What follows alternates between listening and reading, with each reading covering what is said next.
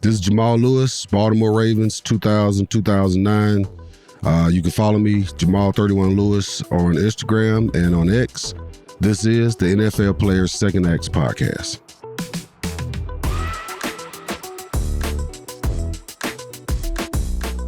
Thank you for tuning in to the NFL Players Second Acts Podcast. I'm Peanut Tillman. This is my guy, Roman SEC Harper. Oh, well, thank you. At least you switched it up from ribeye today. So thank you, all of our listeners and viewers out there. Right here, we are here in the Atlanta iHeartRadio studios in the heart of it. So right here in Midtown. So this is a really great space. One of the best setups we've had, Peanut. Tell us who our special guest is next. This is a good one. He's a great. I'm sorry. Great one. He's a great one. All-pro running back. Ran more than 10,000 yards in 10 years. I don't even drive that far. How far is that in miles? I don't know. It's too much math for me. He's one of 8 running backs in the NFL to rush for more than 2,000 yards. Super Bowl champion, successful businessman, in the retail design, logistics, and other ventures. Ladies and gentlemen, please welcome to the show, Mr. Jamal Lewis. Thanks. There we go. That was great. Damn. That was great. 2,000 yards. Yeah. That's awesome. The only thing that I think is crazy that we learned about you, Jamal, was when we started looking up was that was the only year you went to a Pro Bowl, was all pro. Yeah, like that was it. Yeah. But you had 1,000 yards every year. Yeah. It was tough, man. It was tough in the AFC North, man. Who are those? It was tough. Eddie George. Who else? You had Eddie George. You had You had Bettis. Yeah. You had the dad at the Jets. Curtis Martin. You had Corey Dillon. Oh, yeah. You had, so it was always, I was just competing every year. And I'm like, man, fell short again this year, but look who you fell short behind. Yeah. And it was like, it was just that type of, running backs. It was scarce. And that was when, like, the Pro Bowl, meant something to the players, too. So guys, went. Yeah. The guys went, too. You got mad. You got mad if you didn't, if you thought you were supposed to make it. So was there one year that you thought you should have went and you didn't make it? Because that happened to me a couple of times when I looked at my stats compared to other players. And I'm like, I got more picks. I got more touchdowns. I got more fumbles or forced fumbles. But this particular player had been twice before, so they kind of went off merit of just like the popularity. The numbers don't lie, you know what I mean? I didn't have the numbers, gotcha. But at the same time, it's not like I had a whole bunch of help at the quarterback position either. So therefore, it was like you took what you got. I got over 1,000 yards, which was great. But at the same time, the other guys was probably at 1,200, 1,300, or more. Shoot, 1,500, 1,600, Yeah. So you kind of had that was just battling with. You're one of the few running backs that didn't wear gloves. Yeah. What's up with that? Like, what's up? Like, I know you're a bowling ball type, but for me, that always stood out about Jamal Lewis. This guy never had gloves on. And it'd be cold as hell on TV. When I was young, playing here in Atlanta, we played at Lakewood Stadium, and it was like AstroTurf. You know what I mean? The old school. So, my mom always went and bought me sleeves and gloves and wristbands and all this stuff. And when I would get it, by the time, halftime came, I done took all that off. So I was like, I just never used it. I didn't want anything between my hands and the ball. So that's kind of where that went. I might have had a few fumbles in there too. So I was like, forget that. I blamed it on the gloves. But I do remember Jonathan Ogden one year, and this was probably after my 3rd or 4th year in the league. And he was like, hey, why don't you wear gloves? And I was like, because I just don't like them. He said, well, they've changed. A lot more stuff. I think I might have had a few fumbles too there too. So he was trying to hint something. Yeah. But when I started wearing gloves, my fumbles just went down drastically. Like, I might have had 1 fumble in a year, you know what I mean? Versus a 3 or 4, you know? But it just drastically went down, and then I started wearing gloves the rest of my career. There it is. Okay, all right. But that's why I did it earlier on. Okay, because you didn't wear them in college either. No, I didn't wear them in college. I remember you wearing early on. You didn't wear them. No style, no swag, just helmet, jersey, pants. Oh man, my kids right now, they look at you, they're like, man, you look wrecked. I thought I was styling, But hey, look, I was trying to go out there and make an impact. Oh, that's funny. Wanted to look look crazy. No sleeves, no nothing. No, you know nothing. what I'm saying? Just, ashy. Like just. See, them the guys, honestly, that's why I took my sweatshirt off. Because the guys that don't wear no sleeves, they be out there ashy with no gloves. I'm like, y'all the intimidating cast don't care about life. Right, You know what I mean? right. It ain't much you can say to this. Ain't much you can say to me. You know what I'm saying? That says a lot to me about that person who never said one word. He about business. Yeah, this cat don't care about nothing. This about one life. crazy. He about his business. He don't care about That's nothing. funny. So when you went into that locker room, so I know I get drafted. I come in the locker room, you know, I got Olin Kreutz, I got the Mike Browns, I got the Brian Urlachers, and you coming straight out of college. It's a little intimidating, right? So how was it when you got drafted and you went to Baltimore, when you stepped into that veteran locker room with all those players? So the only person that I really knew was Shannon Sharp. Okay. And I used to train with Shannon in the offseason when I used to come home from college for like 2 weeks. I would go train with Shannon. So I kind of knew him. Yeah. On that team, but I never really watched like football. I never really followed football, so I didn't know Ray Lewis. Even when you were in college, you when you weren't playing, you didn't watch it. No, I never watched it. But I would listen to people talk, you know. So I kind of, my boys would talk about Rod Woodson and Ray Lewis and all this type of stuff. Especially when I got drafted there, they're like, "Oh man, you going to play with all these dudes?" And I'm like, don't know who they are, but you know when you get there. You know you're in a pack of lions up there. You know what I'm saying? And there's a bunch of leaders, and just how Ozzie Newsome structured that team from a standpoint of experience to youth. You know what I'm saying? And the guys that were there, they was just, you know, you had Rod Woodson, Sarah Gusa, Rod Burnett, McCrary, Peter Boulware. Peter Boulware. That was Sharper. defensive side. Yeah. Offense, you had, you know, Jonathan Ogden, had Shannon, the quarterback.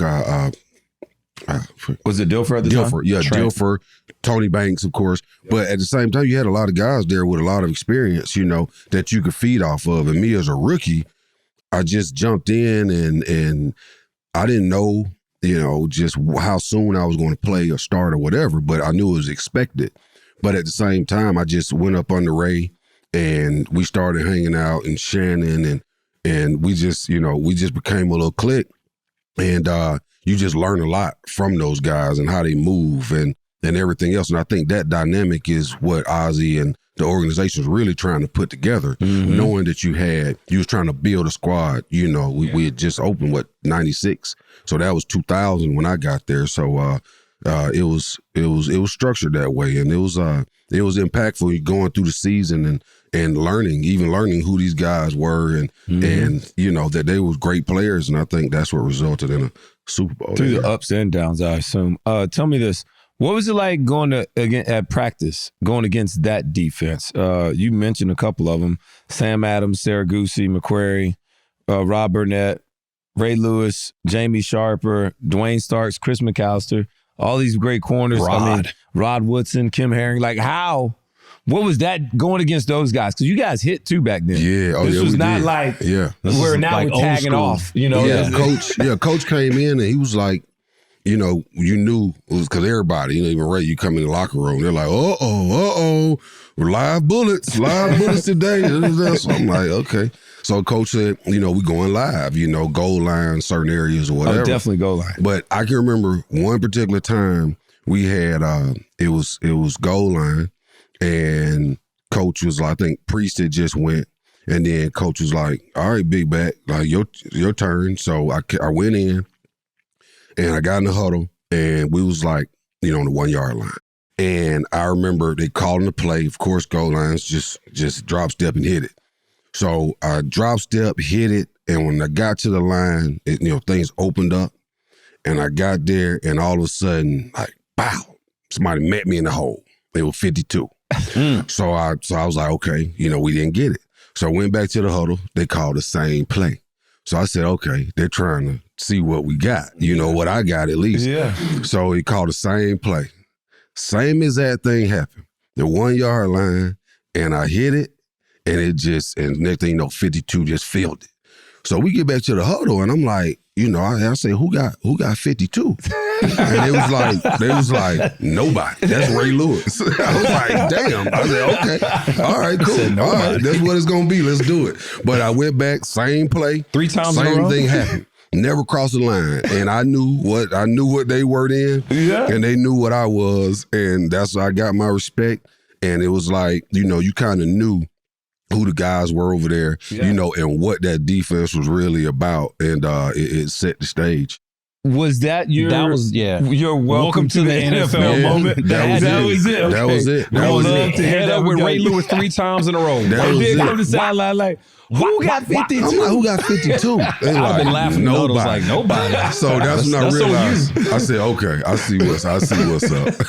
But guess what? There was a lot of times we playing games down the road, and coach would say, look, we're going to have 8 men in the box, and one of them going to be yours. So it was, Make a miss, you gotta take it as it comes.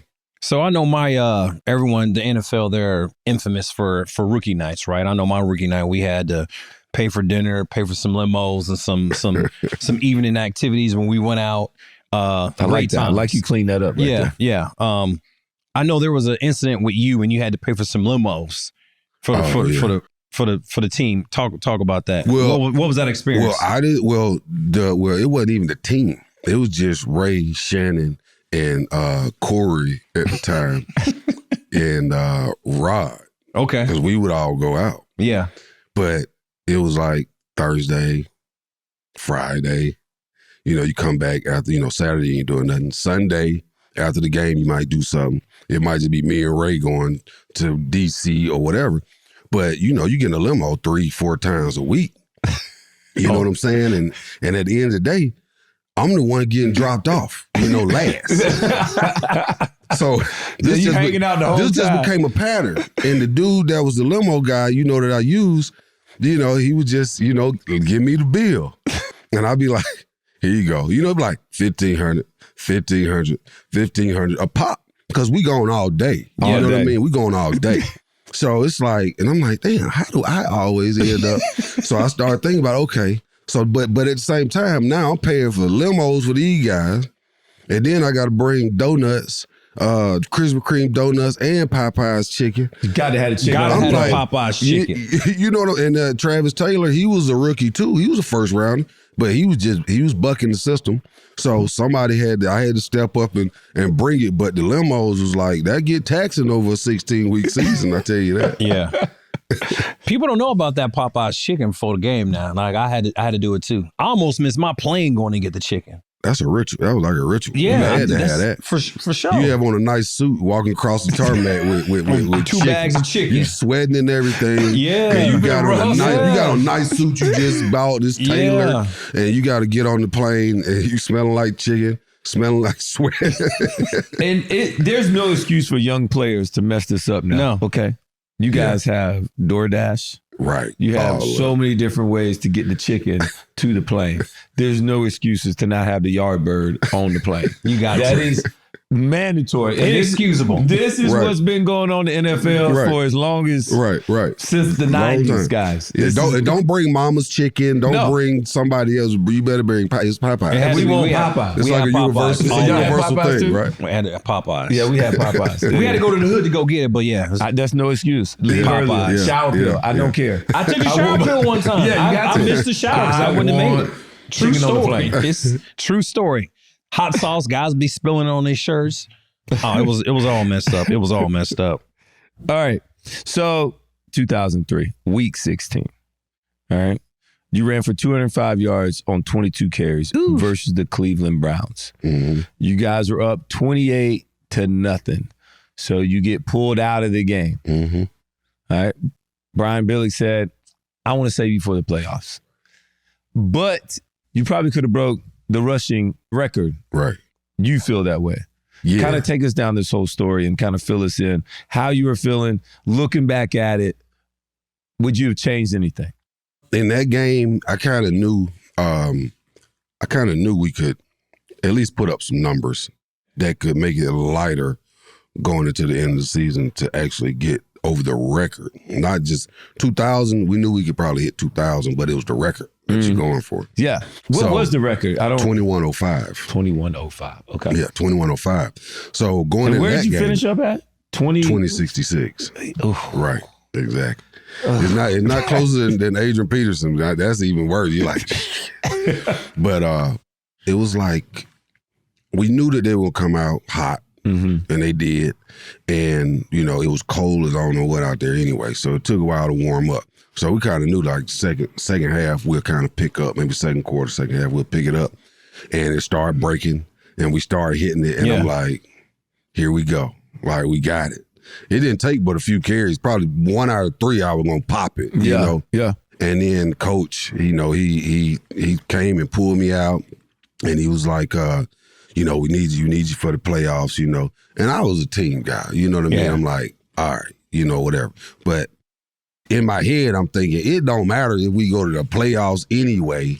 We going to the playoffs. Yeah, you already in. But at the same time, I don't think we going deep in it. You know what I mean? I don't think we going deep because I done got some miles on these legs. I'm tired. Yeah. Running for 2,000 yards, that's tiring. And I think I finished up with 380 carries or something crazy. So, but I kind of felt like, okay, at the time, you like, I need to get more so that I can probably make it easier. But it just made the work that much harder. And I wish I would have stayed in at least to kind of eat up a few more yards. But, I was taking it for the team so I could be healthy. Nothing happens, get hurt, whatever. But I do wish they would have left me in. Listening to you talk about that, I want to know, like, as that season progresses and you're getting closer to 2,000 yards and, like, this season clearly just felt different. Like, did you just pop more? Like, what was it like being on a heater like that where you're just breaking runs? I remember you just watching, Prime Time with Chris Berman and them all the time, talking about you breaking these long runs week after week after week. What was it like being on that type of heater for that type of water? So it was so early in the season, or not early in the season, but training in the off season. Me and my trainer at the time, I saw Corey Dillon go for 274, and I was like, that can be done. Like, but you got to hit it early. Yeah. You got to break one early, That's true. And I always said that when he did that, and I think that was my rookie year. I think he did it against Denver. And I just saw how he ran it. I watched that, multiple times. And I would just tell my trainer every year, like, we got to go for that record. We got to go for that record. And then he was like, let's just go for 2,000. Like, 2,000, it's doable. It's doable. So we're like, okay, we'll put it on up there, whatever. And we fall short, we'll still be good, right? And I trained like hell. And one of my Did you do anything differently as far as like how you train? Well, my training that off season was mainly, I did a lot of boxing, and then I also did, on my speed training, I worked more on my back end finish, keeping it to be keep it and sustain. So when I get to the second level, boom, I could go and finish and hit the home run. So that was because my power was good. I was good at that, but my stride length was it was off. So we worked on that pretty much all off season. But, going into that first game, I think I ended up getting 50 yards or something. But the quarterback got hurt. Kyle Bowler got hurt. And Anthony Wright stepped in. And that's when coach said, hey, look, we need you to run the ball 25, 30 times a game. And I'm like, perfect. Like, I'm built for it. I'm ready for it. And when we got in that game and they threw the ball the first play, and I'm like really, y'all do tripping, And then they handed it off the second play, and I took it for like 80-something. And then when we did that, I think we had a few more runs after that. And that's when Jonathan Ogden was like, hey, going in for halftime, he's like, we had about 180. And I'm like, damn, we had 180. He was like, we should just go for the record. I said, well, that's on y'all. And he rallied the troops. And of course, that's where good veterans come in. Yeah. And he went and talked to Kavanaugh and Billick and got them on board. And then we came out the second half and they just started feeding it. And the Cleveland Browns, they just, the defense, they were just, when you saw it in their eyes, like it was over with. They didn't want none of that They smoke. didn't want none of it. And it was like every time you touched it. And it was like, when you watch Michael Jordan back in the day in that zone. Yeah. Like, I wonder what that felt like. Like that's what it felt like. Yeah, okay, good. Because that's what, yeah, I like that's that. what I felt like. It was like everything popping, everything working. You were seeing it good. The timing was right. The timing right. Offensive line, everything's in sync. Yeah. It's just everything to one accord, which that's what you want, right? Yeah. When you're playing. But rarely do it all happen. And it happened that game. And then every week, we just build on that and build on that. And, you know, you facing 7-8 million box, you know, whatever, every week. So it was, you know, everything had to be perfect, but they put a good emphasis on the running game. Right. Which actually helps too. Yeah, yeah. You know. I'm sure the linemen got good Christmas presents that year. Oh, yeah. Oh, yeah. I'm sure you took care of them that year, boy. Yeah. I forgot why I bought them all watches or something. It wasn't no Rolex, but I bought them all watches. Different time, baby. Different times. Yeah, right. So right. with Derrick Henry almost where he leaves Tennessee, he's in Baltimore now, and he's chasing 2,000 yards. You're getting a lot of attention. Right. You know, how good does that feel? Because I mean, in your prime at that time, you was him. Well, yeah, it's good. It's good, especially with him being at the Ravens. You know, and I knew when they picked him up that it was perfect. I'm like, what else do you need? But the biggest thing was, how are they going to use it? Yeah. And a big guy like him, you know, and a runner like him, a featured back like he is, how do you spread this thing around with, you know, Lamar? Lamar got to get touches. He's going to touch it every play. Yeah. But what they do with it and how they do it, that's the question. And then also knowing that, you know, running like that, you need to be in the eye, you know, or whatever. And he's an eye style back. So how are they going to do that? And it started out slow, but then it picked up, and now they're figuring it out a little more. And you got an offense coordinator just giving in to the run and saying, look, this is what we got to do. We might not go out here and it be, you know, pretty, but at the same time, we're going to grind it out. That's going to really help November, December. But I like the attention. I like talking about running the football. You know, the running back position has been downgraded and devalued over the years, too. So it's good that we got, you know, we're having some of these conversations. Yeah. So I know for me specifically, I don't think I knew when I was going to retire. I just figured I'd go until I got injured, until the wheels fall off.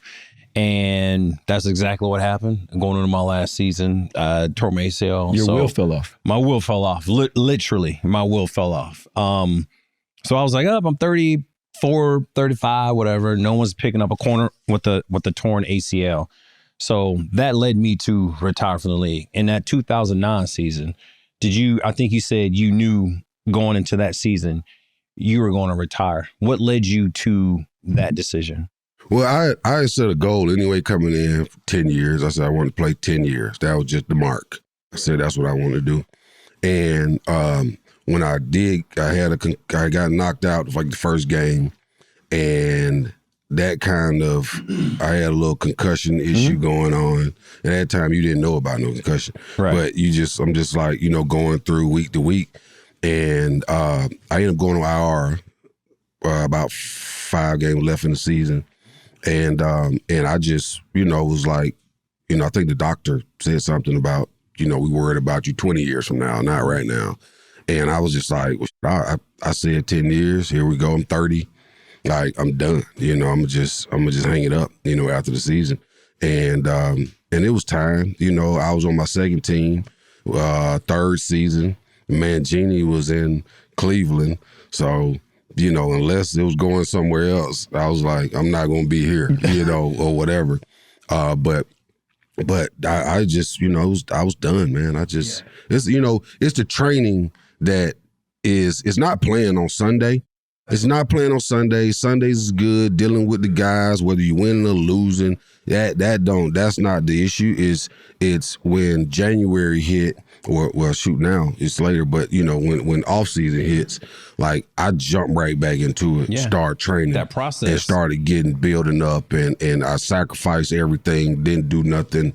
You know, it was just all about getting ready for the next season. And that's where that training with Shannon Sharp as a 16, 17-year-old kid, I saw how they trained. I saw his mentality. I saw what he did, his routine, and I kind of followed that. And it was just sacrificing everything for that. And at the end of the day, like after 10 years of doing that, it's Like you breaking your body down to build it up, you know, and doing that. Building it up to break it down. Yeah, and doing that, you know, year in and year out. It's just like I just couldn't see it going in to another year doing that, you know. Now, were you at peace when you made the decision to retire? Were you just like, I think I'm good, I feel good about it, no second thoughts, no regrets, no doubts? Well, I did entertain the Saints probably a few months before the season or something like that, or maybe it was a little before the off season. Well, during the off season, I did entertain that. I went down to visit, and they just needed a big back for, you know, short yardage goal line, because I think Reggie Bush was there at the time, Pierre, one of them cats. But I did entertain it, and I remember sitting there with the GM at the time, and he asked me, you know, he asked me the question of, like, why? Like, why? And I'm like, why what? And he was just like, well, why do you want to continue, you know, playing? Why, you know, after 10 years, why do you want to continue playing? And my answer was that, you know, you called me. So that's why I'm here. You know what I mean? You called me. So that's why I'm here. You know what I mean? Yeah. And they didn't like that. And it was like, you know, they didn't know if I was going to buy into it. And that's when I said, you know what? I'm really done. Like, that's, you like, were too honest. It wasn't inspiring enough for them. They wasn't going to buy in. You were, hey man, 2009 would have been a great year to be there, though. Yeah, right. That's crazy. Yeah, right. You got your second ring. Right. Yeah. But then cool. we might not have Mike Bell, and we might have had some other guys. Our big power guys would have been So, no, that's crazy. I didn't even know that. Yeah. Tell me this though. When did you get the entrepreneurial bug? Man, my dad, man, I can remember being a 5, 6-year-old, 7-year-old kid laying in the bed with my dad, and he would just be watching the Get Rich Quick, you know, guy that's talking about investing and flipping your houses and all this type of stuff. And I just remember my dad, he ended up, he worked for the railroad, and then he ended up retiring and got a lawsuit or something with them. And he took his money, and the first thing he went and bought was a bunch of houses. And so when I was growing up, that's what he did, you know, nice. And that was his thing, you know, so that's what I saw. My mom was a warden at a prison, so she went to work her 9 to 5 every day, and then he would just be in and out doing his thing. Mm-hmm. And I kind of liked that, you know, what he was doing. You know what I'm saying? So basically when I first got into the league, you know, that's when I started, you know, and even in college, I would be around boosters and guys like that that had businesses. And I was more intrigued with what they were doing, you know, and how they was making their money. You know, I'm trying to get to the NFL, but they're doing something else, you know. Hear that, Peanut? He's not just trying to take $100 handshakes. I hear that. I like it. He's trying to learn what they do. Too. I like it. NIL, right? So correction, NIL. So that's kind of how I kind of got the bug. And when I did have some money to go and invest and do my thing, that's when I got into logistics and kind of started, you know, buying, you know, doing different businesses and trying to jump into it. And I lost my ass a bunch of times. And I won a couple times, but at the same time, it's just something about going in and bringing the pieces together and building a business and then seeing it, you know, either thrive or not, and understanding what you did wrong and trying to go back to the drawing board. So that's pretty much where I got it from. You got a couple of them. Like, so I never had the entrepreneurial bug. Like that wasn't for me. Maybe as I get older, I'm trying to, you know, be my own boss. Specifically for this podcast, I try to be my own boss, but we got a producer that is just like very into himself. So I'm trying to be my own boss and produce my own shows. I'm trying to look at him over here throwing his hands up like he don't know. Yeah. Thomas, I'm joking. But you got two of them. You got Buyers Connected and Southeast Exhibits. Can you talk about or tell us what each of those companies does? So Southeast Exhibits and Events, we basically do design and build trade show booths. I saw that on your website. Yeah. I thought these companies just did that themselves.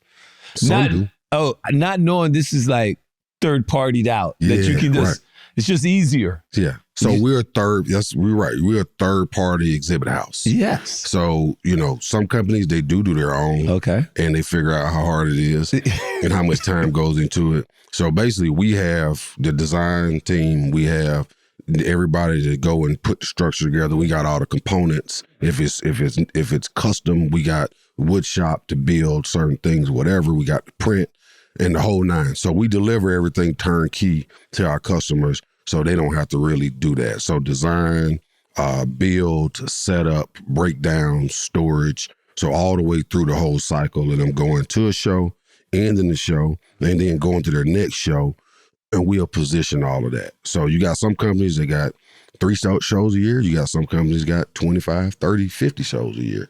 So we'll pretty much manage their whole event process. One-stop shop. Yeah, one-stop shop. The website is awesome, dude. It looks like when, you're ordering like the birthday situation for your kids, or, you got the whole, the step and repeat background, and you got the different options of what you want to do here and this one and there. It's pretty dope. I was like, but you got some booths that are like 100 by 100. So you got big hanging signs, you got walls, and we got frames. It's like Legos. You just build them, and you have certain components. So you can add your doors, you can add, whatever you really want. We can do it if you got the money to pay for it. But you'd be surprised at what a company paid for their marketing. And that's marketing, right? Yeah. So some of these companies are going to these shows writing $1 million POs. So that booth is what draws that person in or that customer in. So we basically take their idea, from ideation all the way to reality to the show.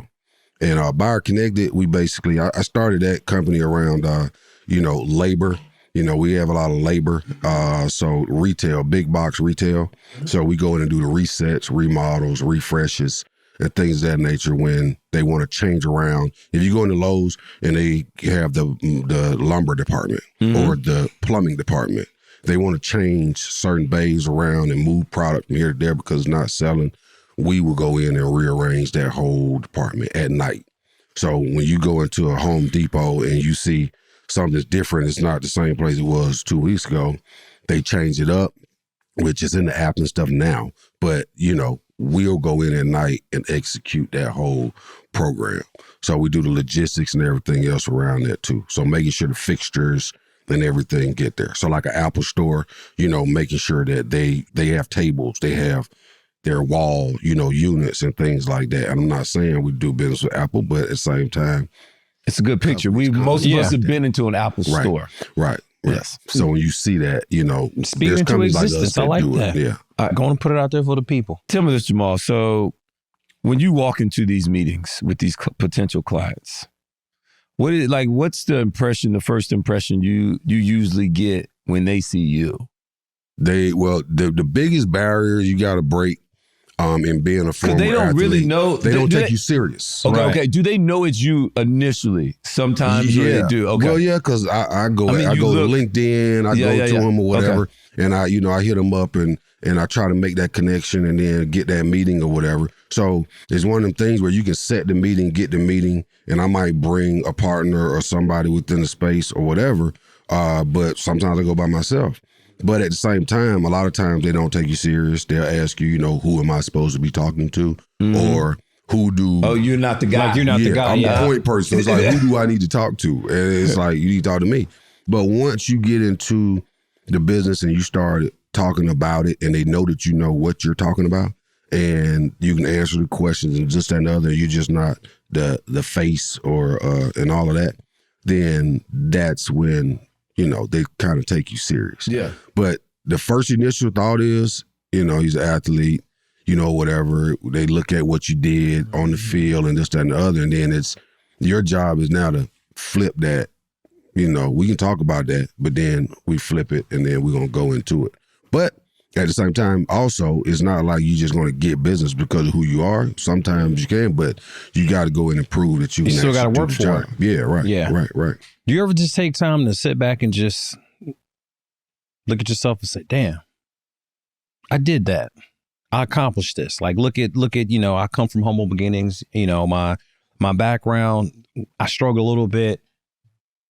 I made it through the struggle. I came out clean on the other side. Like, you ever just take time to sit back and just say, oh man, I got it pretty good right now. I'm feeling pretty blessed. Yeah, well, finishing up in 2009, 10, and then, I had a trucking company at the time that was spiraling just because of bad management and me not being there or whatever, and retiring, and then now having to go and fix that and try to fix that and jump into a business that you've had for 6 years plus, and it was doing great, and then you come to find out, oh shoot, it's been mismanaged or whatever. Yeah, right. That was hard, that was hard because, it ate away money, you know what I'm saying? And then you get into other trouble because you got all this equipment, you got all these assets, and they won't come and say, hey, look, we need to get that, or whatever. But going through those financial struggles, going through those business struggles or whatever, like it took me back to football. It made me regroup to say, like, you are a 2,000-yard rusher. Yeah. You are a national champion. You are a Super Bowl champion. You have been instilled a lot of different things. Now you got to use it. And that's when I looked myself in the mirror and regroup and basically started applying a lot of that. Now, it took about 10 years for me to rebuild, but at the same time, I just stayed with it, sacrificed, worked hard, dedicated myself to it, and then next thing you know, it started turning. So, I've had a lot of businesses, but these are two that stuck. Yeah. You know what I'm saying? Yeah. And I found two that stuck, and then I just kept working at them. But, it's one of them things where now I look back at it, because football, I made a lot of money playing football, and it's great, but I didn't think about money while I was playing football because I love to play the sport and I could do it for free. But at the same time, when you go out and you start a business and you start earning capital and you got somebody that like your product or your service, that's more gratifying to me, honestly. And that's now I look at myself and say, you've done it, and just keep doing it. It's crazy how you take more pride in making the dollar this way than when you were just playing football. You're like, dude, I would have did that for free. I didn't think of it that way, but going out and earning the dollar another way where I'm doing it from a business point, how much more pride you take in that naturally. Just hearing you talk about that's really interesting. Yeah, and just building it up. And it's like jumping into another industry or going to do another thing. Like you went from youth football to middle school football to high school to college, and every step was a different one, and you had to get in there and get your angle and figure out how you're going to fit in. And I think that after retiring from football, you got to do the same thing because you ain't play football no more. Yeah. So now let's get over here into this lane and let's go try to be successful. So in 2018, in a Bleacher Report article, you said in the interview that you had battled with depression and suicide and wasn't sure how you'd feel in 5, 10, 15 years from then. That was in 2018. Mm-hmm. It's been 6 years. How do you feel? I feel good, man. I feel good. But I think knowing and learning how to cope with those things, depression and, the thoughts that I've had, and a lot of that was when stuff hit the fan, whatever, and it's a deep dive, that's when you start having those kind of thoughts, whatever. But, now that's why, with business, it's so helpful and it's like therapy, because when I can go out and I can sell a deal or I can get a deal closed, that's a win. Yeah. You know what I mean? And some of my worst days are when, you're not getting some of them wins and it's passing you by, or the economy is down, or, nobody's spending money and, it's at a hole. And that's when you kind of got to realize where you're at and know how to address it. And that's hard. But now I feel pretty good, whatever, but I still deal with certain things, but it's knowing how to deal with it. And I got good family and friends and people like that and a good supporting cast around me. So that's helpful. Yeah. I've had a lot of people, I've had a great supporting cast help me in my life. And through my ups and downs, my successes, my failures, I've always had my crew of people kind of right there next to me. If you had 4 people to pick on Mount Rushmore, who would those 4 people be that have helped you get to where you are today? I would have to say my mom. I have to say my dad. My mom, she was always just there. You know what I mean? Like, then no matter what. Yeah. And, you know, rubbing my legs down when I'm tired, or in, you know, running track in high school, or I wanted a new pair of shoes or whatever. She was going to make sure that happened. My dad, because he threw me out of the car and made me go play football, got me out the house, and, you know, made sure that I had everything I needed in order to be successful. My brother, because he just instilled hard work in me and how to go out there and outwork your opponent and outwork your teammates and do things different. And I would say my high school coach, because he basically got me to start running track. And he basically, you know, was one of those guys that you didn't want to disappoint. And you saw him every day at school. So you had to behave at school. You had to make good grades because he was going to approach you. And he saw something in me early on that I didn't. And he was just like, he put me in that, you know, that category. And I remember I asked him, like, why can't I go to camps? Why can't I go here, there, you know, to these little deals? And he was like, you know, because you're recruited by everybody. You know, I mean, you can go to any college you want to go to. So honestly, like, why go to that? Because he said, I know your weaknesses. They don't. Mm-hmm. So why go out there and show them? Mm. You know what I mean? So he told me that later on too. So it was like, I was like, dang, okay, that's why. But but those are the 4. Those are good 4. I love it.